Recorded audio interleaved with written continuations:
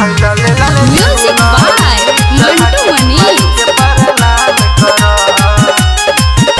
देवर एगो काम करा चरण में तू माई के गिरा।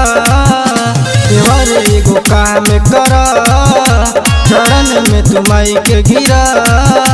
लाले लाले चुनरी चढ़ा के माई के प्रणाम करा।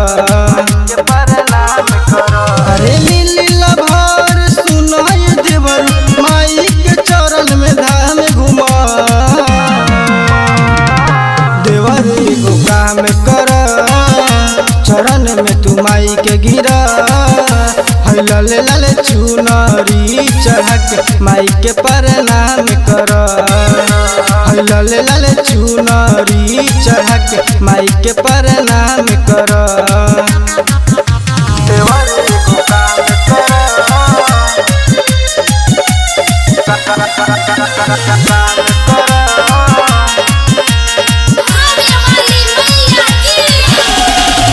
मंगला से सुनय देवरू सपना पुराला हो।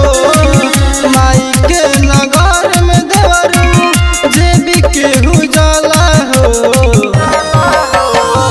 मंगला से सुनय देवरू सपना पुराला हो। माई के नगर में देवरू जे भी केहू जाला हो। होई पूरा सपना है देवरू माई के मन में ध्यान धरा। देवर एगो काम करा चरण में तू माई के गिरा। लाले लाले चुनरी चढ़ा के माई के प्रणाम करा। लाले लाले चुनरी चढ़ा के माई के प्रणाम करा।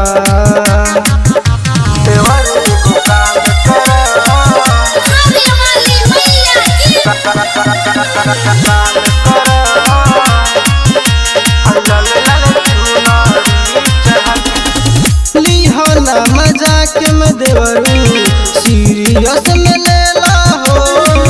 दीपक दीवाना देवरू पूजा करी जाला हो। लिहना मजाक में देवरू सीरियस में लेला हो। नीतेश बेदर्दी देवरू पूजा करी जाला हो। कोई के पूजा पाठ देवरू माई के मन के बात कहा।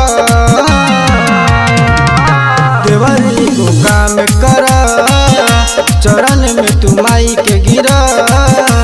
लाले लाले चुनरी चढ़ा के माई के प्रणाम करा। लाले लाले चुनरी चढ़ा के माई के प्रणाम करा। बाबा रिकॉर्डिंग स्टूडियो कलैया बारा नेपाल।